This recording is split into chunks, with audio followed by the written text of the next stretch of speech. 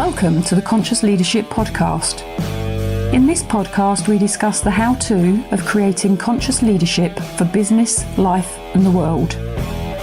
With ordinary people doing extraordinary things and being truly in control of their own health, wealth, and happiness. Knowledge plus action with a plan creates magical results. Introducing your host, Julie Hogbin, author, international speaker, mentor, disruptor, and creator of conscious leadership, and property investor living in the UK. Good morning. Some of you will know that last year, July the 5th, Mum died after having a stroke about 2 weeks before. And when she had that stroke, I was on jury service and we'd been on a case for 3 days. Thank you, Mel. I'd been on a case for 3 days and we had one more day to do. And Mum had the stroke on the Wednesday. And I got home. Obviously, you're out of communicado when you're on a case in the High Court. I was in London. It was a really complex case. And I got home on the Wednesday evening. Mum was in hospital, went to see her. And I knew the case was going to finish the following day. So I went back to finish the case on the Thursday. Told I don't know what you call them, the people that look after the juries what had happened, and then was dismissed, so I didn't have to do the rest of the 2 weeks, which caused a bit of consternation with the other jurors that were there at the time. But I came home and then spent basically until Mum died on the 5th of July with Mum. I spent as long as I possibly could with her in hospital. You know, held her hand, did whatever I could. And she died around noon on the 5th of July, so we're just coming up to the anniversary. And I thought this was quite an appropriate time to share basically what happened and what has happened with grief, life, just everything really. So in 2013, I'll give you a bit of a background. And I so hope that this helps somebody else, because nobody warns you about this. I tell you, nobody can really tell you what goes on, what doesn't go on, when you've had a close relationship with somebody that is close to you that's died. And I'll always remember Richard Wilkins. You know, they've not left me. They've emigrated to heaven. They've emigrated somewhere. And I know that somewhere is somewhere where I'll not see them again. Although saying that, I have seen Mum since, which is odd. And just what's happened anyway. So in 2013, I lost my older brother. He was 66. In 2014, I lost my dad. He was 92. And then, of course, in 2018, I lost Mum. She was 92. And really interesting just talking about, you know, life and what you do and what some of us are out there doing, creating your own life, you know, building businesses, achieving your dreams, achieving your goals. Mum had basically achieved the biggest goal she'd ever set herself, which was to be the oldest living member of her family. And she achieved it. And she sort of run out of goals to achieve at 92, even from knitting jumpers for her great-grandson Oliver to knitting jumpers for her, I don't know, 1, 2, 3, fourth time removed nephew, Ronnie. Her goals were achieved, and she didn't really have anything more to achieve. She was tired. She was missing Dad. 69 years married. Hadn't been apart to that time at all. So, you know, I truly think that Mum made her own decision to do what she did and decided to go where she went. So I'm not sad for Mum. I'm happy for Mum. But of course, the sadness is for me, which part of me says is selfish. Part of me is saying that's selfish. But you know what? Whether it's selfish or not, it's the emotions we go through. So what's happened in the last year? Blimey. One of the main things that's happened for me is that I've actually lost my identity. I don't know who I am anymore. I've gone from being a loving daughter who did everything she could for mum. So since 2011, when I gave up my job, 9 to 5, long hours, working as a consultant across the country, staying in hotels, sometimes away 5 nights a week.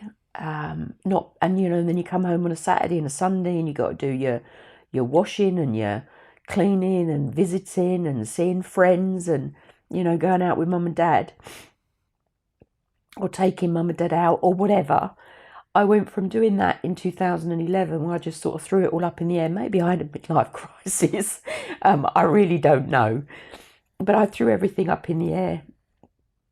And then sort of went on a journey of Forex trading, internet marketing, multi-level marketing, looked at everything that's out there that us people who want to be in charge of our life, who want to take control of our life, can do.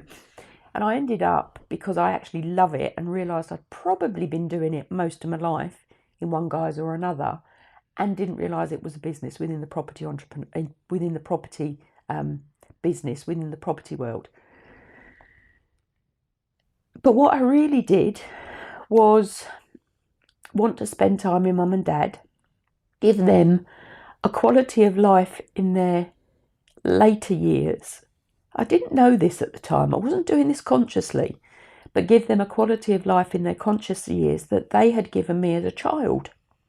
You get old, you can't get about as much. Dad lost his driving licence because of his sight deterioration. Mum had given up driving many years before because Dad drove, so Mum couldn't take over the driving because at the age of, I don't know, what would she have been, 86, maybe 85, 86. Probably wasn't the best thing to do. So I used to take them out shopping, I'd take them out for dinners, I'd take them where they wanted to go, I'd take them to visit people. And I spent a lot of time with mum and dad. Now that became more of a conscious habit the more I realised what I was doing. They were good parents, I wanted to give them a good older life. Dad died, and I spent more and more and more time with mum. And then in 2016, we all moved in together, me, mum and Stuart. We all moved in together. So we moved into a rented accommodation because my house, mum's house, and Stuart's, where Stuart lived, weren't big enough for all three of us. So we all uprooted, moved into a rented accommodation. And it's a big house. It's sort of 4-bed, 3 reception rooms, big kitchen, dining room, huge garden.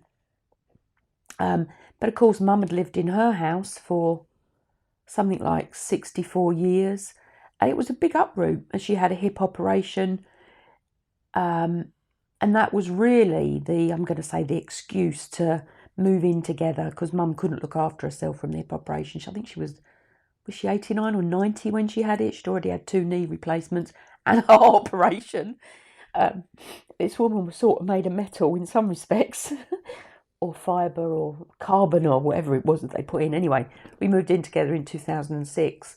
And from 2006 on, I probably spent even more time with mum, looking after her, taking her out. And even living together, mum was still lonely because she was the oldest of her friends. A lot of her friends had died. She still didn't have dad. Her family had died. She was the one remaining sister of a big family of 12. Things happen. People didn't call. People said they were going to come around and see her. They didn't. I used to take her to events. She was still invited to events with all her friends. I got her into, just opposite where we lived, there's a Scouts hut, and there's, it's called Hasara. It's the Hawley and Sutton Active Retirees Association. They're all around the world, around the UK, definitely. So if some of you have got elderly parents that are on their own, that are lonely, need company, at least once a month, mum would go over there. There's over 100 people attend, mostly women on their own. You can join at the age of, I think it was 55. Mum was the eldest at 92. Show it to her, Mel. Show it to her. Mum was the eldest at 92. She was so chuffed that she got her £10 administration fee free because she was over 90. She was delighted by that. And she couldn't hear properly, but it was being in a room full of people. Mum loved being with people, being in company, helping people, supporting people. She just loved it. She could talk to people in a completely unknown country in an unknown language and have a conversation. One of the things I admire about her, although it used to scare me when I was younger. And she'd go over to the arts and crafts and talk about her knitting and her sewing and all the rest of it. So, since last year, July the 5th, coming up to the anniversary, Mum's not been in my life, and it's a huge loss. So what's happened? I sort of went into a fog. And you know what? Really didn't know I'd gone into a fog. I thought I was making the right decisions. I thought I was doing the right thing. I thought I was in control. Not the case. It's really not the case. Mum dies, we were living together, so a lot of her stuff is here, belongings. When we moved in together in 2016, what didn't come with us to the house that we moved into together went into Mum's garage in her house. And we moved in together in, I think it was the July maybe. And I think in the October, November, Mum accepted that she wasn't going to go back to her own house, which had been empty. So she gave me permission to let it out. So my mum, in her 90th year, I think, became a landlord. I HMO'd her house for her. Got 4 tenants in it for her, who did a minor refurb. Mum's house was always spotless, very modern. Did a minor refurb on it. Put a partition wall up where it had been knocked down from the through room. Let it out to 4 tenants. Selected the right ones. Mum met them all. She didn't like the fact that she couldn't go into her own house when she wanted to anymore, but we'd go round there on occasions and she'd come in and make sure that everything was okay. And of course, Mum earned an income from it. Mum ended up earning more income than she could actually spend. So she carried on saving into her 90th year, 91st, 92nd year. So I did all that. And then, looked after Mum, took her out, did whatever we were doing. So what's happened since? Oh dear, such a loss, such a grief, such a unconscious process of going through what I've been going through. I basically took myself away from the world, and I'd started to do that looking after Mum because, trying to run a business, a property business, which was still running, trying to do some consultancy work because I still do a little bit of that on the side. Been working with leaders and managers in business for 30 plus years. Still trying to do a bit of that, look after Mum, living the 3 of us together. Really, really time consuming. I was exhausted. Didn't really have holidays. No, I'm not complaining. Everybody. Absolutely no regrets about what I did at all. And it's a really nice place to get to be at 60, knowing that you did, or I did, everything I could possibly do for my dad, for my mum, some respects for my elder brother. Not as much. He was living down in Ramsgate, but was still there for him. Saved his life on one occasion when he was going in and out of consciousness because he'd got some serious disease because he'd fallen over and cut his head. Got the paramedics to him, used to go down and see him. So I've spent a lot of time perhaps not paying attention to me in some respects, and I'm not moaning about that. It's just what I've done. It's who I am. Loved all 3 of them. Massive, strong relationships. And part of that is what I'm talking about. I've got notes down beside me. First time on a Facebook Live I think I've ever done notes. But one of the things I realised just recently is that I've started to work with a healer. I met her a couple of months ago. Real connection. I've had healing in the past. I was in South Africa in February. A good friend of mine, Debbie Taylor, who I met last year on a trip around China. So my life hasn't stopped, but it's just been in a fog. I'm working with a healer now. I've got an immersive session next week on my brother's birthday, 4th of July, day before Mum's death. Because my heart, when I looked at it a little while ago, has turned into like a closed up burnt walnut. And that's not healthy for me. It's not healthy for those around me. I need to do something about that. And it seems appropriate that I do it on my brother's birthday, don't know why, than the day before Mum died. I don't know why, it seems appropriate. So I'm working with a healer on that. over the last year, I've just looked at my notes, the first time, to keep me on track, the first time for everything has been really hard. Christmas, anniversaries, Easter, birthdays, even going down to Dartford Market. I didn't realise how hard that would be because that was one of the places I used to take Mum. It was the weirdest thing, making eye contact with a stall holder who knew Mum, who had always talked to Mum. I looked at him and cried, and he knew instantly what had happened. Now, I didn't put much value on some of those things, I really didn't.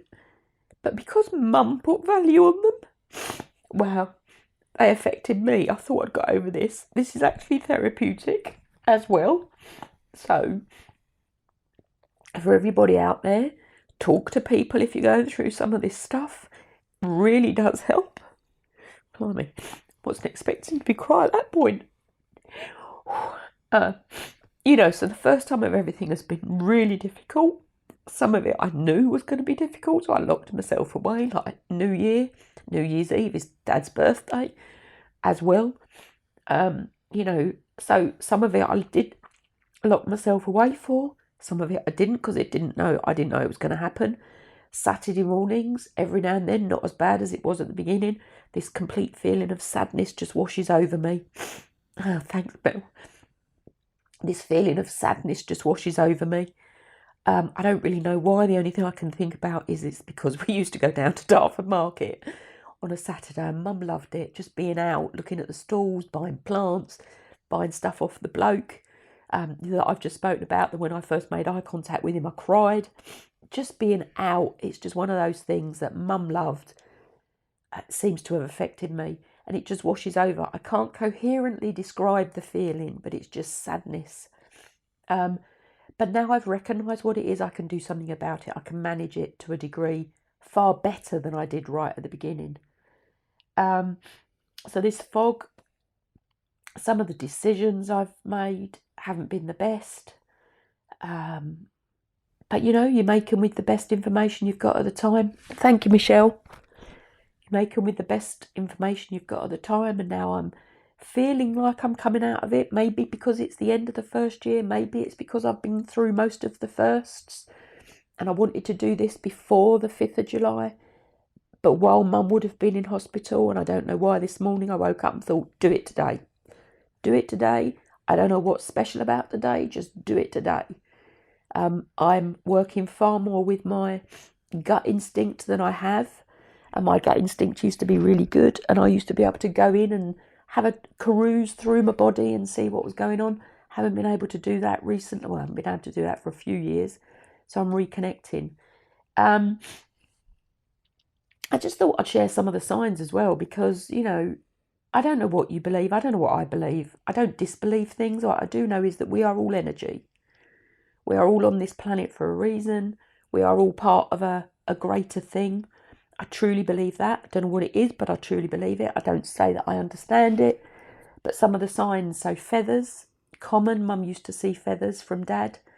The reason I suggested we move into this house is that when I came to view it, for people, so as a rent-to-rent opportunity, we didn't get that because it's owned by the diocese. We didn't get it because they wanted to give it to a man who had 2 children who went to the local church school. So we weren't offered it. He couldn't accept it. We then got offered it. Morning, Catherine. Just spoken about you a little bit, but didn't mention your name.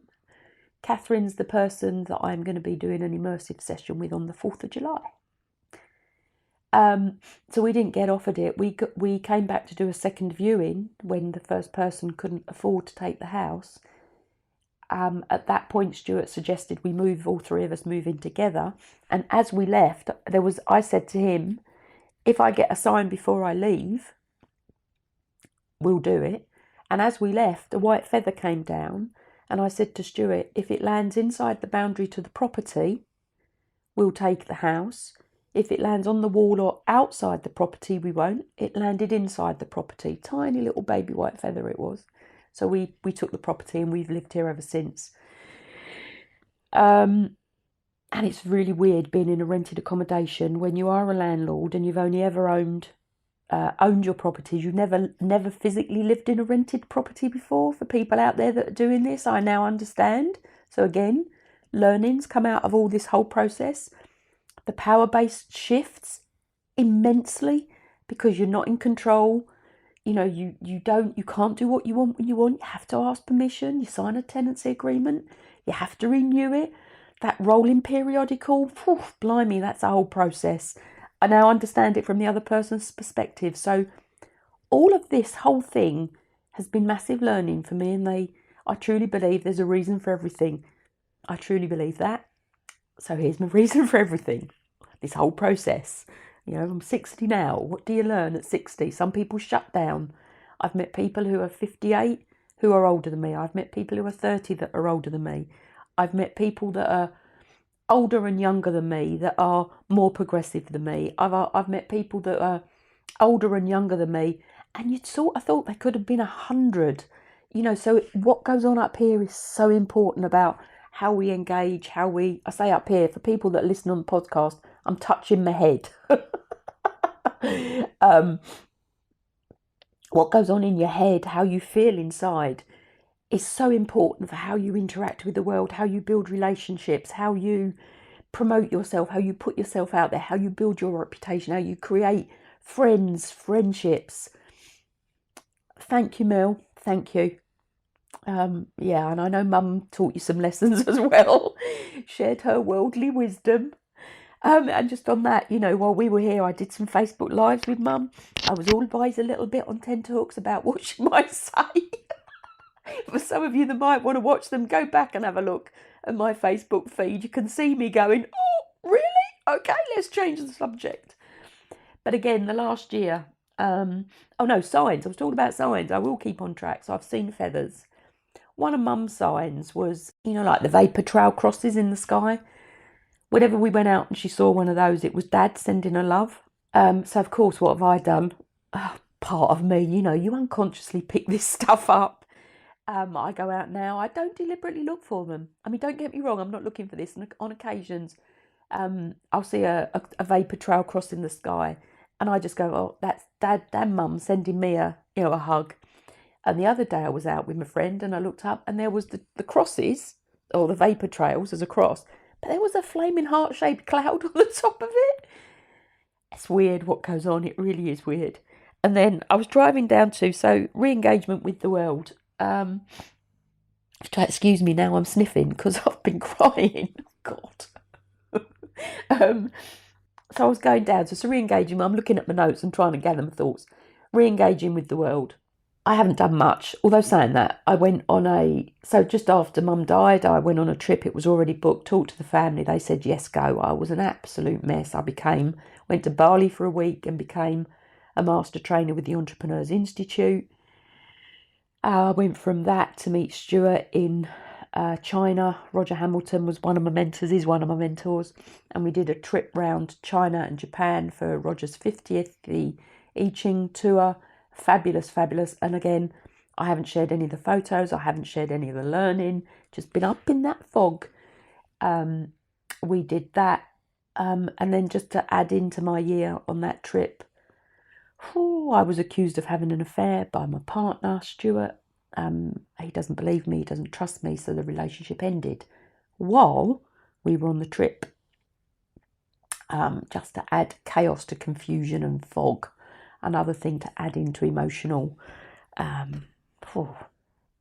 something, baggage, I don't know what, which is where again I need healing.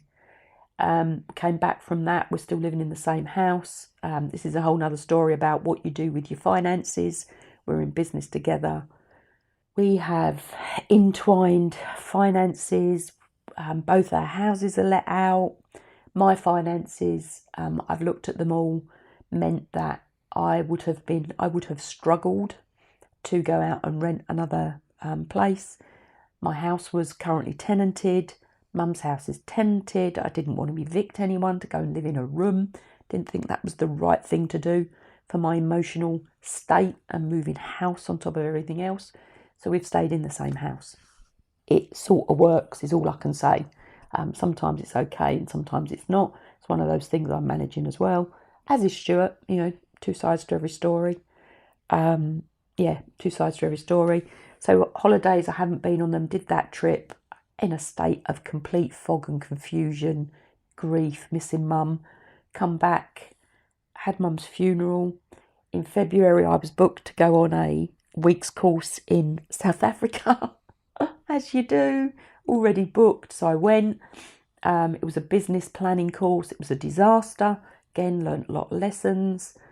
I didn't get the results I wanted out of it, but made, again, some really good connections, some good friends on that trip.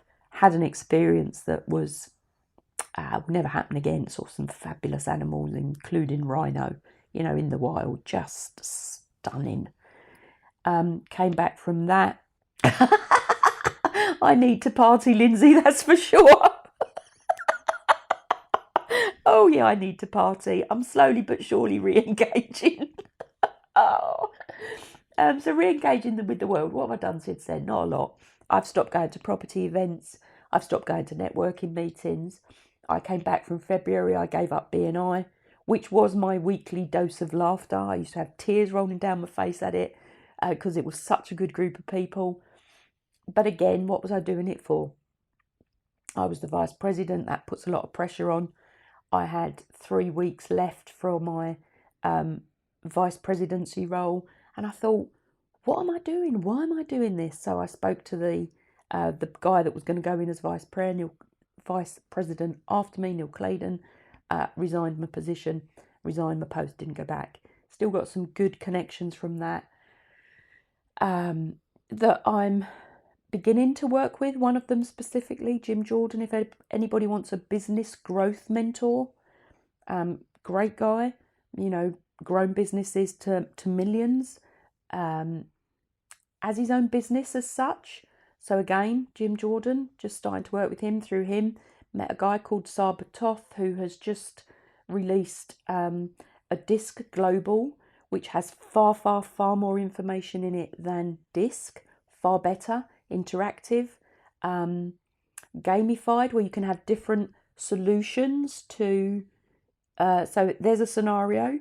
You do the thing, you get a different solution. You take a different choice, you get a different solution. So again, talk to me if anybody wants to know about that.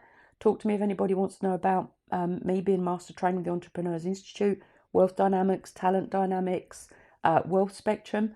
All this is now in my tool case, plus 30 plus years of learning and development. There is a reason for everything, everybody. I truly, truly believe that. So talk to me about all of this stuff. It's all up in my head. Now I've just got to get it out into whatever my future becomes.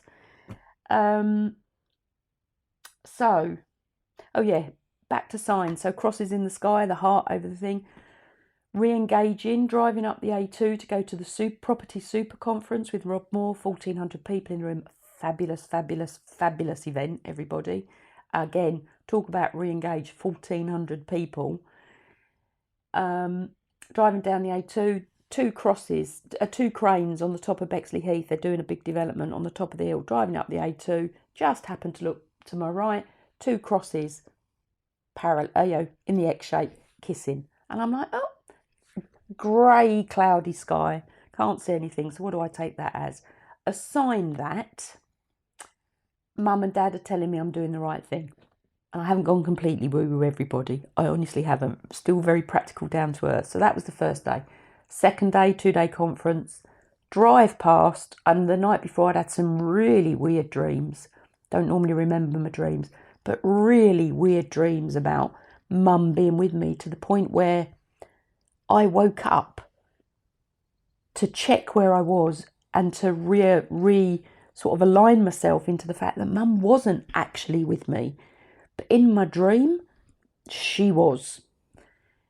So on the way down to the super conference, I looked at the cranes to see if they were as a cross, and they weren't. But what were they doing the second morning? They were in complete alignment, together, equidistant apart from top to bottom, on a sort of for me, a forward focused angle.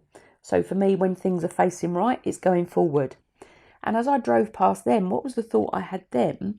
And I'd been thinking about it the previous day in some random moment I have about how we are energy and what happens to us, and that I am a creation of mum and dad. Now, mum and dad individually were complete opposites, almost complete opposites. But of course, I'm a combination of both. And I sometimes say I'm more like my dad than I am my mum. My dad was quieter, more practical. I'm going to say intelligent. You know, his EQ, not his EQ, his IQ, I hate to think what it was. So intelligent. The younger of my two brothers takes after him, as does the eldest of his two daughters. Like intelligence coming out of your pores. I always think they're a bit alien somehow, but I'm sure we're alien to them. I say it with love from my heart. Whereas mum was a firebrand, dad was very calm, very collected. Whereas mum was a firebrand. If she wanted something, it happened yesterday. If she wanted something, you knew it. If she wanted something, she made it happen. Incredible woman. Came through the war, was land army, was a nurse, left nursing because she got married. Mum's story is you couldn't work in nursing if you were married at that point. Within a year of being married, had my eldest brother. She lost her second son at 18 months old. Oh, that's another story I can add to this. She lost her second son at 18 months old. They moved from North London to Bexley Heath in Kent because of the grief. Mum used to go and visit his grave every day. Sometimes I wonder if, what effect that had on my elder brother. So me and my next brother up didn't know the second son. We never met him because he died before we were born. So what effect did that have on my elder brother? So when I'm driving past these cranes and I'm having this thought, you know what? I am the combined force of my parents. I am the combination of my parents. Now together, they were an incredible powerhouse because of how they operated together. Again, hadn't really seen that until a couple of weeks ago. So I'm thinking to myself, okay, so if I'm the combination of those two, what am I and who am I? And how do I need to use that power out there within the world to share what's up in my head, to enable people to do more, be the best version of themselves they can be. Still don't know what that is, everybody. I'm going around in circles, but I'll get there. I keep thinking I've found it, and then I'm not quite sure I have. But anyway, I'll get there. So with the second brother, his name was Alan. Never met him. He died long before I was born. But Mum, when I opened her jewellery box, because I'm disposing of her belongings, went through her jewellery box. She'd kept a tiny little photo of Alan, and it would have been the one photo of all of her children that she saw every day, because every day she would go into her jewellery box to find her necklace, whatever it was she was going to wear that day, and it sat on the top. So I decided that I would go and find his grave. It's in Tottenham Cemetery. So I find out from the records, as you can, where he was buried. I went up with my friend, chose a day where I felt I could do it, and his grave's not there. It's not where it's supposed to be. I'm with my friend and I'm like, wasn't expecting that. There's just like a dip in the ground. There's no graves. There's like a gap of about 3 or 4. And I'm like, this is ridiculous. Anyway, cried. Thought, I'm glad I never offered to take Mum back up there, because at the time I thought that would really have upset Mum. I'm thinking, where's his grave gone? Has it sunk? Has the tombstone fallen? Anyway, do some research. And I had the receipt for what Mum and Dad had paid for the tombstone for my brother Alan. And when I worked it out, going back to those days and the salaries, it was 3 months' salary they had paid for this tombstone. White marble, nearly an angel, lettering paid for by the letter. And I thought, there's no way that would have collapsed. It was too expensive to collapse. So I got hold of the cemetery people. They're not burying in that cemetery anymore, so I went around the houses. But I eventually found a woman who went and found the grave for me. And basically back in the day, and this would have been 66, probably 70 years ago, the people, the grave diggers used to, and the people that put people in the grave, used to just dig a hole and put them where they felt like they'd put them. And then they'd be registered to the plot, but they weren't there. Weird what goes on. Anyway, she found my brother's grave, and it's in a completely different location. But it's near water. It's in a beautiful place. It's in a far prettier place than the original grave would have been. So who knows what happened. Anyway, so I've done that. That's another thing. So I've told Mum. Mum knows. What else have we found out since Mum's passing? My granddad, my brother Dick is doing the family tree. He's been doing it for years. But my granddad on my mum's side, so my mum's father, my brother came to a complete dead end. Couldn't find him. No track of where he said he was born. Anyway, long story short, one of my second cousins now lives in the States. She had the DNA sample done. That gave her a link to a man in the US who was a direct descendant of my granddad's brother that we didn't know he had. That came back into the UK family. One of my other cousins has done some research at the British Library. Now we've got the proper surname to find out that my granddad's father committed murder, then committed suicide, and my granddad at the age of 2 lost his mother. His mother died. Was brought up by his father and his stepmother, but at the age of 11 ended up in the workhouse. Now, I don't know about you, but I do believe there's a certain level of genealogy that breeds down. My grandfather kept that a secret. I don't know whether my grandmother knew. My mum certainly didn't. I do believe in generational effects. So there's a lot of trauma there. There's a lot of stuff that until the last maybe month we didn't know about. So what does that mean? Anyway, this has all come out since. It's really interesting what happens. So again, all that. So why am I seeing a healer? Because all that's going on as well. I think. We'll find out. So I've lost my identity at the age of 60. I don't know who I am anymore. So I've got to regenerate a new identity. This is grief. This is what it does to us. I lost. I'm not saying everybody does. I've lost my identity. Who am I? At 60, for the first time in my life, I have no foundation.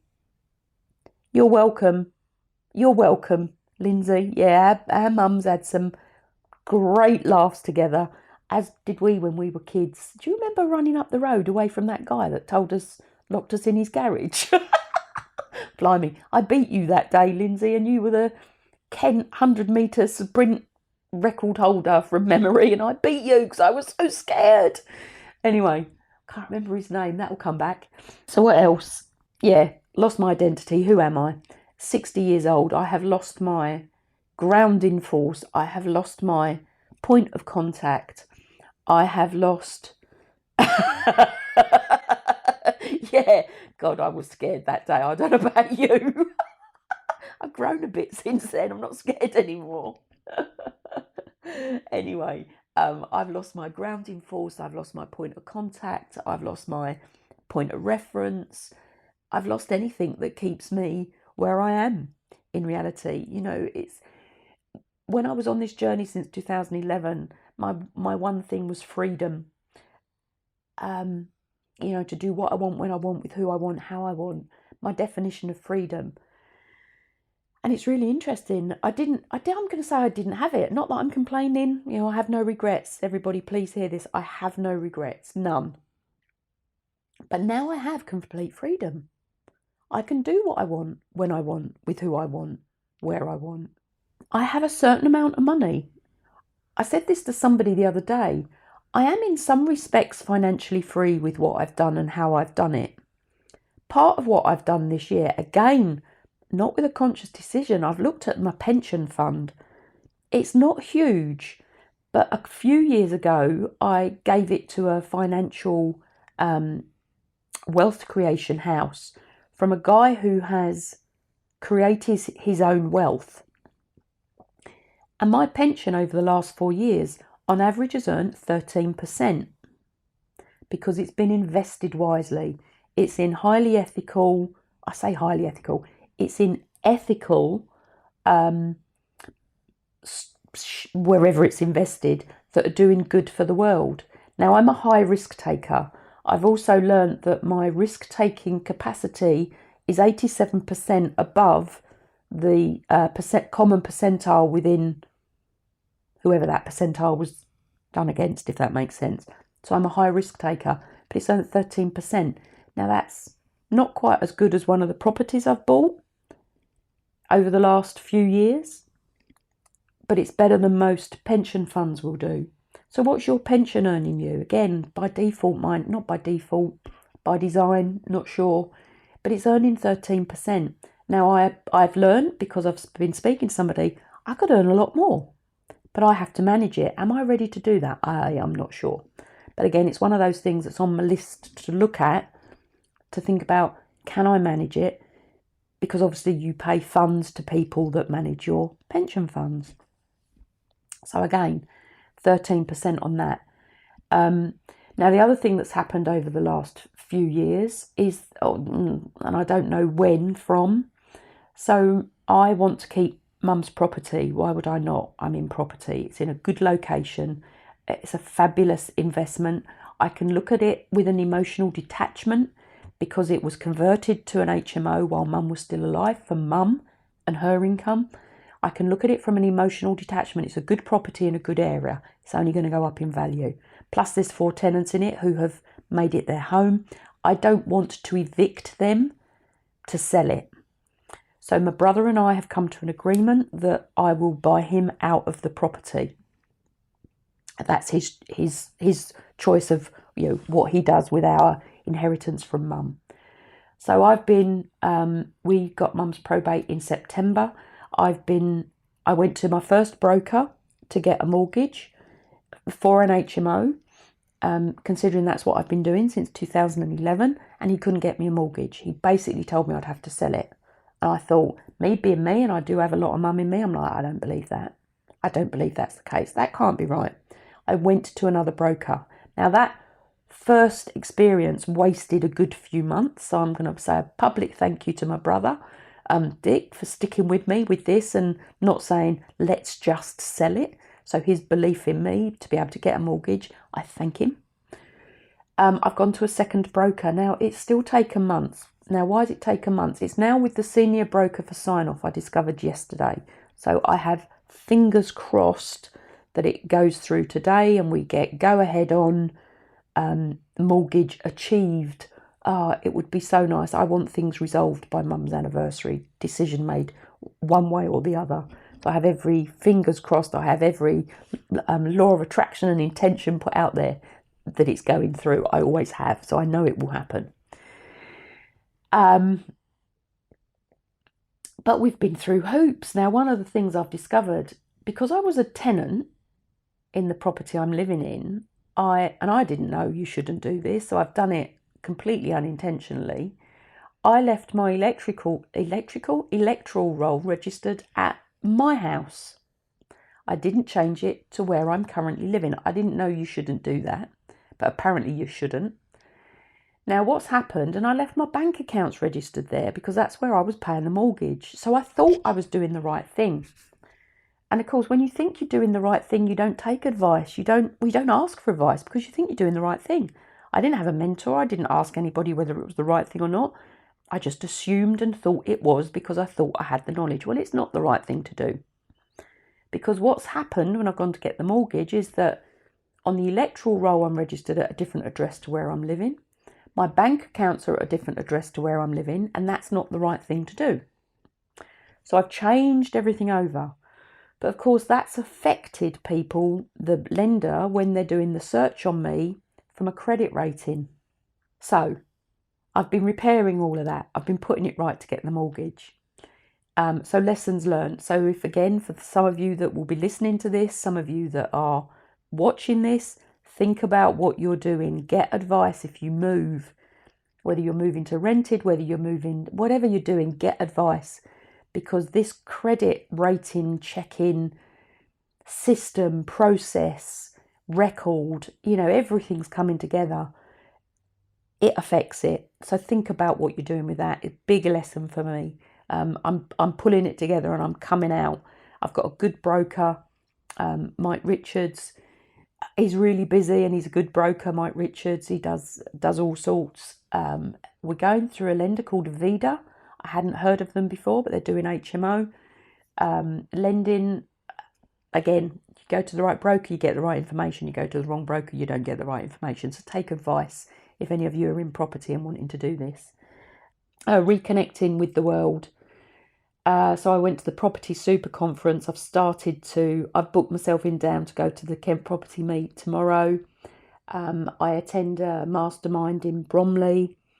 I went to Expert Empires, which is an event, I think it's a quarterly event, run by Nick James, to see who was the headline speaker? David Goggins. The Property Super Conference headline speaker was Grant Cardone and Alfie Best. So I'm starting to re-engage, and when you put yourself out there and you do good and you support people and you help people, those people are still around when you re-engage. So I'm sort of being welcomed with open arms. I'm re-engaging with people that I haven't probably spoken to for a number of years. I've signed up to Nick James Mastermind to kickstart my new consultancy business, which will be, aside from the property business, I've signed up to do a mastermind there. Great value, lots of content. I am creating a podcast. This episode will go on that. It's called Conscious Leadership. I'm not sure where I'm launching. I think I'm launching 5th of July, but I'm not now sure. I thought I'd celebrate Mum's anniversary. If it happens, it happens. If it doesn't, it doesn't, but it will be launching soon. So watch out for that one. Lots of stuff around business, management, leadership, interviews with people who are doing good in the world, from an optometrist to a guy who does polygraph tests. Them were the first 2 interviews. So, if you've got any problems, I know the people. Oh, yeah. And just maybe as a final thought, I've been writing journals, but I haven't been doing them daily because I can't focus. I've lost my concentration. Doing things is taking twice as long, and that's now. I don't know what it was like at the beginning of the year. But as a final thought, because it does connect with re-engaging with the world, who you surround yourself with is, who you can become if you choose to. So surround yourself with people that you want to be, that you admire, that you aspire to be, that are doing the things that you want to do. Find them, get mentors, pay for them. You can get some mentoring for free, but do we value what's free? I was thinking today, Sammy Blindell gave me, she's the brand business workshop. She gave me something for free when I met her in February. And I was thinking about it yesterday. Have I done it? I've done some of it, but I haven't done the main part of it. Now, would I have valued it more if I'd have paid for it? I don't know. But, Sammy, I'm going to go back and do it. It's about finding purpose and vision and niche market. So again, I've given somebody a book just recently. So I wrote a book, Life Changing Magic of Setting Goals. It's really good. I'm saying that myself. I gave it to somebody. I've given it to a few people. It's on Amazon, but I've got to repurpose it and repackage it, because it was 2015, I think I did it. The cover, and it needs redoing. So if you go and get it, PM me, I'll send it to you for free. But I'm wondering if the people I've given it to for free have even read it. I don't know, but have you read it? Because it's good stuff. Anyway, so pay for mentors, re-engage, surround yourself with the people you want to be. There's the adage, the saying that you are the sum of the 5 people that you spend most time with, and that's for salary, earnings, income, salary, whatever you want to call it. And I'm thinking, who have I surrounded myself with for the last year? Basically, no one. Does that mean I'm earning nothing? No, it doesn't. But actually, I haven't earned much else. From the consultancy business, I've earned. Don't get me wrong. I am earning. I am, for, I suppose, in some respects, financially free. through the property. You don't have to own many properties when you're in the southeast of the UK to be financially free for your future. If you decide to sell them, pay capital gains, you don't need many. Depend on your mortgages. Mine are, I'm aiming for 50% loan to value. I'm on repayment at the moment. I'm going to go to interest only for a period, just for a period. And then I'll go back to either repayment or sell and live a lifetime. I don't know. I don't quite know what my inheritance will be because I don't have children. So I'm leaving it to my nieces and nephew currently. Again, what am I going to do? I don't know, because that's the future. But my new will is written. I have a will, I have power of attorneys. I'm perfectly fit and able, but who knows what happens? Who knows what happens? So get your will written, get your power of attorneys sorted. Highly, highly recommend you do that, whatever stage of life you're at. Because the people that you leave have to deal with it, even to the colour of the lining of your coffin. Whether you're buried, whether you're cremated, these decisions need to be made. So, on that joyful note of wills, power of attorneys, business power of attorneys, whatever that might be, connect with the right people, stay in touch with the right people, surround yourself with the right people, get on podcasts, listen to podcasts that will help you. Rob Moore's podcast, Disruptive Entrepreneur, is a fabulous podcast. There are a few others out there, but that's the one I'm listening to more than others. Kate Ashley Norman is running a podcast about mental health, breaking down the barriers, talking to people about mental health. Listen to them. My One Conscious Leadership is going to be around mid-management. It'll be around leadership. It'll be around changing your life, doing what you want, when you want, how you want, with who you want. It'll be all the lessons I've learned over 60 years on this planet. This episode will be on there. So it'll be around change. It'll be around all sorts of everything. Interviews with ordinary people doing extraordinary things is what mine will be about. But connect with people, ask for help, link to people, get coaching, get mentoring, get help with healing, whatever it is you need, go out there and do it. You're not alone in this world. You're really not. Access the information that's out there. A lot of it is for free. But if you need paid help, pay for it. Really, truly pay for it. I'm paying Catherine to help me heal my heart because I don't want it to be a walnut. I don't want it to be a walnut. I want it to be bright red and shiny and emanating love and support and help for everybody out there, including myself, because I know I have to help me. I'm doing a lot of staying away, doing more coming up. Peterborough has again become the centre of my universe. Podcasting, social media. Rob's social media agency is doing some of my social media. Again, I've been completely intermittent, really erratic with it all because I'm in a fog. I'm coming out of the fog. I keep saying it, but I feel like I am coming out of it. I feel like the year's anniversary, 5th of July, of Mum leaving. Although she's still around, I still see her, I still hear her. I sometimes still feel her, which is random, I know, but I do.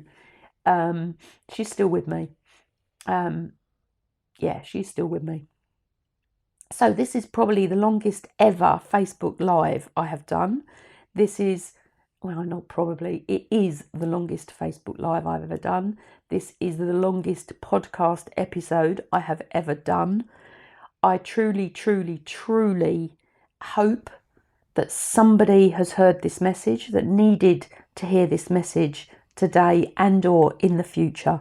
There was something within me that said, do this today. I've just mentioned you, Kate, and your podcast. Something told me to do this today. I've done it. It took me half an hour to go live. For those of you that are out there, it took me half an hour, which it doesn't normally, but this was really close to my heart. So, is there anything else? Oh yeah, this year as well, one of a friend, not a close friend, but somebody that has been close to me, very close to me in the past, has had severe suicidal tendencies. So from January, I've also been having lots of conversations with them, supporting them stay alive, basically. Whew, it's been a year and a half, that is for sure. I can't think of anything else. I'm like, now I'm going to go and eat my breakfast and have another cup of tea and probably cry. But go out there, do something, do anything that takes you one step closer to being the best version of you can possibly be. One of the phrases I take on board is carpe diem. Go out there, seize the day. I'm trading under Clavum, the key to your success. My thing is conscious leadership. Come in, conscious leadership, make the decisions, be aware of why you're making the decision, raise your unconsciousness to consciousness, think about why you are making the decisions you're making. That's what conscious leadership is about. Whether you're a manager, whether you're a leader, whether you're a mother, a father, a daughter, a son, an aunt, an uncle, a sibling, a brother, a sister, a cousin, think about why you're doing what you're doing. Truly think about why you're doing what you're doing and get over yourself. You can make different decisions to get different results. How you think and feel affects your behaviour. How you behave affects how others think and feel, affects their behaviour. You are the one that's in control. You can influence, you can control yourself, you can influence others. You can never control anybody else. Don't ever believe you can. But go out there, do one thing that will get you closer to where you want to be, to where you need to be the best version of yourself. Thank you, Kate. Thank you. It's a long one. So you might want to do it on double speed or even triple speed, maybe. Because you can do that. I learned that a little while ago as well. Have a fabulous day, everybody. Go out there, do something that takes you one step closer to being the better version of you. And I will talk to you all very soon, either on podcast, Facebook Live, social media, LinkedIn. Connect with me. If you want a copy of my book, PM me with your email address. I will send you it. And I will talk to you all very soon. Bye for now. Thanks for listening to the Conscious Leadership Podcast. You can contact Julie on LinkedIn, Facebook, Instagram, Twitter, Pinterest, and hear me out. Please subscribe to her YouTube channel for how-to videos and more content. And please message Julie to have your questions answered. Until next time, remember, knowledge plus action with a plan creates magical results. See it, say it, write it, believe it, and achieve it.